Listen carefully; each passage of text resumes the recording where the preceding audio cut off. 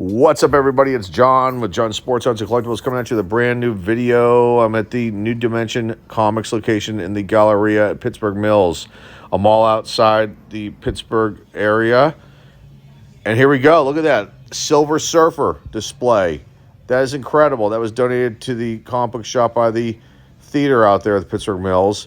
And look at that new release wall. Lots and lots of long boxes, lots of toys.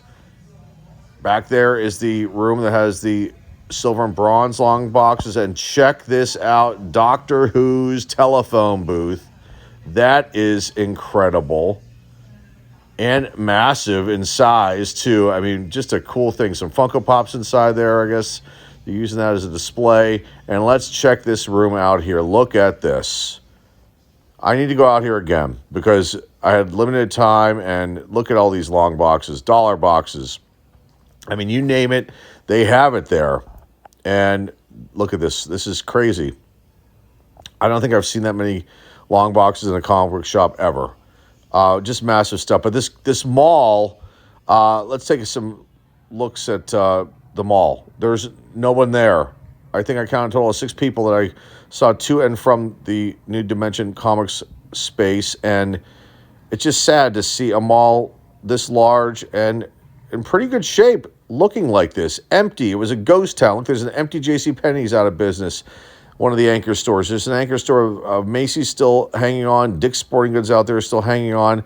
But other than that, there were only a couple stores open. And it, again, a ghost town. It's super sad. But I still had a good time. And let's check and see what I picked up today at New Dimensions Comics. Okay, I'm back. That was an interesting little trip there, going to the New Dimension Comics location in the Pittsburgh Mills Mall, or the Mills and Pittsburgh Galleria. I think the name's changed over the years, perhaps. That mall is just barely hanging on. It's a shame. In the area where I was walking towards this New Dimension Comics, there were like literally 2 stores open. T-Mobile and excuse me, the card shop that's in there that I filmed a video years ago, and I actually went in that location today and did not buy anything because they've raised their prices up so much because I think they were so desperate. And I felt kind of bad. I was like, should I buy something just to kind of, help them? I didn't because there really wasn't anything interesting for me to pick up. And they used to have these bins in the back of that store, they call it the card shop, and they had like really cheap stuff there, and they raised the price on even those items. So I just left there. But you could see from the footage how empty it is there. Like Macy's is like the only anchor store left, I believe. Like there's an empty JCPenney, and I think I showed you guys that. And there's like a Dick's Sporting Goods still there. I mean, it's just really sad. And the New Dimensions Comics people say they're gonna stay. They're hoping that somebody picks up the property. But the store location was awesome. As you can see in the footage, and it was just really cool to see that Silver Surfer and the Doctor Who phone booth, and it just was pretty.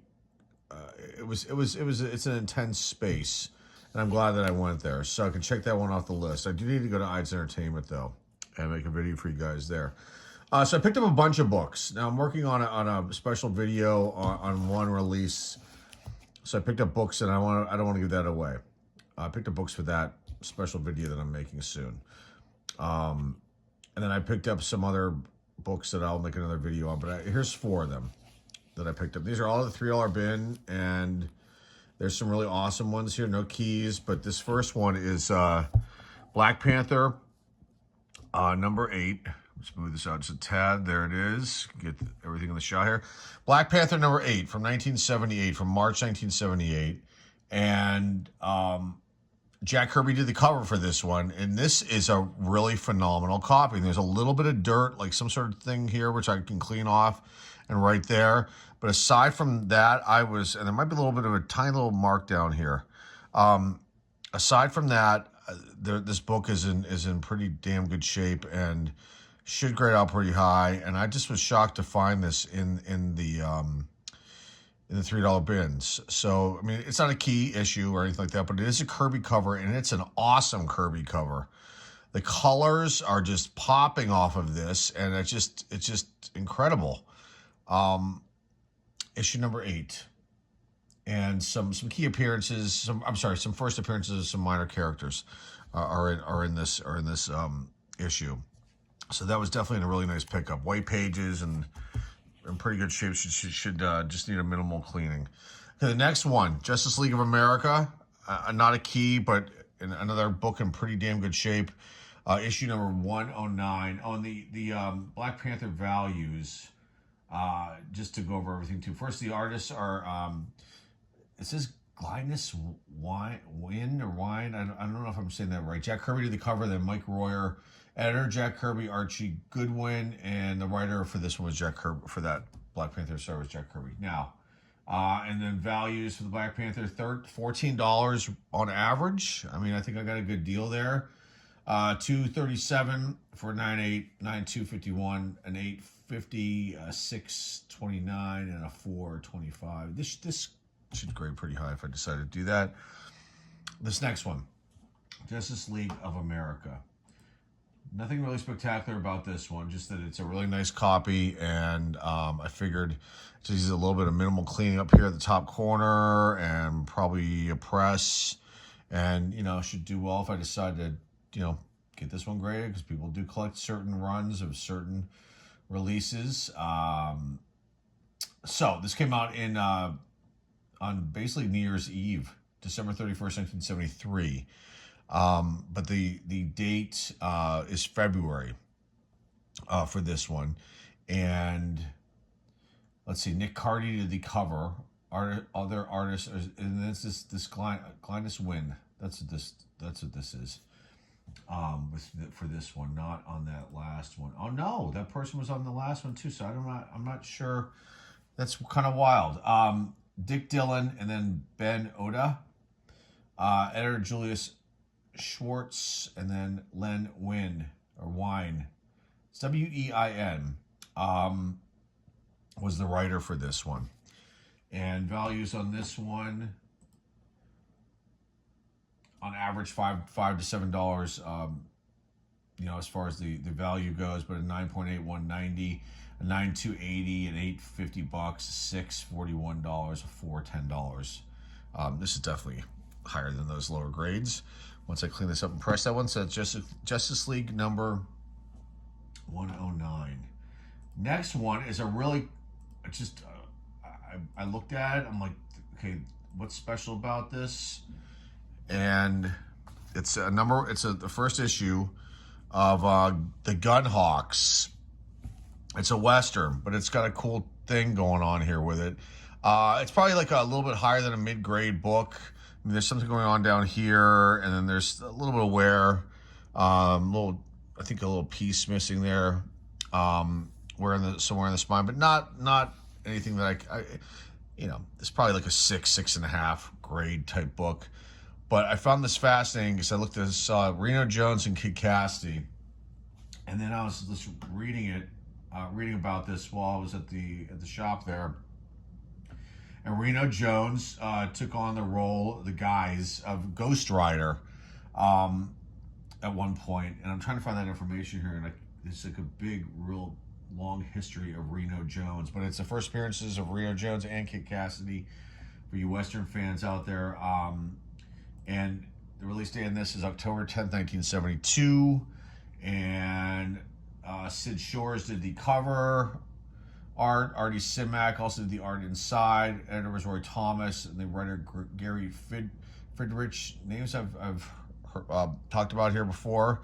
So pretty cool. A pretty cool early Bronze Age book. On average, about $10. And a 9.8 in this book, $534, a 9.2, $103, an 8, $57, a 6, $32, a 4, $14. Those prices for those low grades kill me. Why would you get a book graded? Well, I guess you get it graded if you want to encapsulate it to protect it, but in general, you'd be paying more for the grading than what the book is valued at that grade. But this is cool.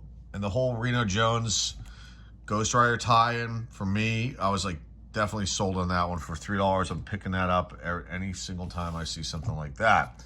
The last one, this is the only Silver Age book that I picked up. It's an underground comic book, but it's a pretty cool one. It's Heroes Inc. presents Canon. And you might recognize the cover art here. Wally Wood and also Steve Ditko was involved with this. Writer Wally Wood, Steve Ditko, artist Ralph Reese, and then Ron White also was the writer on this one. And this is an interesting comic book. I thought when I first saw it, oh wow, I found something so just unique and cool. And I bought it. It was $3, you know, and I got home and I started reading about this book. Now it says the publication date is 1969, and then on Go Collect it says December 1st, 1968. So I'm not sure. That's the publication date, 68, and then it says here though 69. So maybe it came out in 69. And that's why Wallywood wrote that on there. But the publication date was actually 68. I don't know. Maybe Go Collect's information is incorrect. Anyway, so this was an interesting one, and an underground comic book. And they only released one issue of this, and there was a second issue, but not until 1976. And the first issue here was priced at 15 cents, but normally prices back then were 12 that year. And there's a whole like tie-in with like the military with this release too as well, with a Canon story. But then there's some ads in here that for like war bond, U.S. savings bonds, excuse me, and there's a salute to Medal of Honor winner ad inside here for the U.S. Marine Corps. And then okay, so Wood did the cover, and then he inked the Canon story, and Ditko did the penciling on it. And so this was kind of like, I don't want to say forgotten about, but and I'm trying to find this information here. There was a pallet. Oh, here it is. So in October 2005, Heritage Auctions auctioned off a pallet, a lot, containing 70,000 copies of this issue. So they made a lot of this. I don't know why there were so many. Maybe there was some issue with the distribution and sale of this. I don't know. I'm trying to read about this and find out more information. But this is like one of the early, I guess you'd call it, graphic novels / underground comic books. And then it spawned some other companies to come out with items, books like this. But amazing adult adventure, and you can see the cover. I mean, this is nothing by today. This is like tame by today's standards. But back then, maybe it was something kind of risque. I just found it fascinating, and figured I should pick this one up. This is an underground book, so I don't have a lot of information as far as the average value of this, but I'd say, on eBay, $5. People have it all over the map, depending on the condition. This is in pretty good shape. There's a tiny little eBay tear up here in the corner. But I figured, let me pick this up. I'm probably not going to see this again, like in a cheap bin like this. And it's in pretty good shape. It's got white pages. The back just needs to be cleaned off a little bit. But there have been a lot of this graded, 350 total to be exact. So a lot of graded copies of this floating around out there, but a very cool one. So let's put this one up here. Let's wrap this one up. We'll put the Gunhawks over there. We're gonna put this Black Panther in the middle, and let's bring this up a little bit so we can see some more of the books. And that's it, guys. Let's put this one out to the side over here, the Justice League of America. This was lots of fun. Hopefully the Pittsburgh Mills Galleria can still hang on, and that New Dimensions location can stay intact there. I would imagine if the Mills goes under, that they'll move. There's a really large inventory. I mean, it was overwhelming. And I did not film where the silver and bronze boxes are that I went through. You could see the from far away, like the entryway to that area that it was in. the box that were in, but I think there were maybe close to 20 boxes I went through.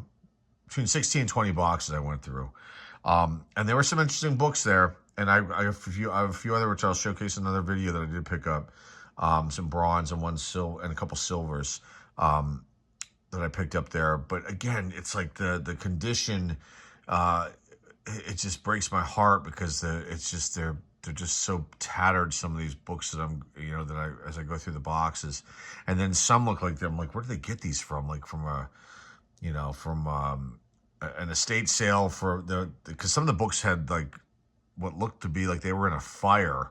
I don't know. But regardless of that, it was still awesome to go through those boxes, and it's fun to do that and to find items like this right here. So, okay, that's all I've got, guys. Enough of me babbling here. I hope you enjoyed this. Remember to like, subscribe, comment down below, share this video with your friends, family, and loved ones. The eBay store link is down below in the description. Till next time, folks, this is John with John Sports Arts and Collectibles signing off, and I will see everybody very, very soon. Take care.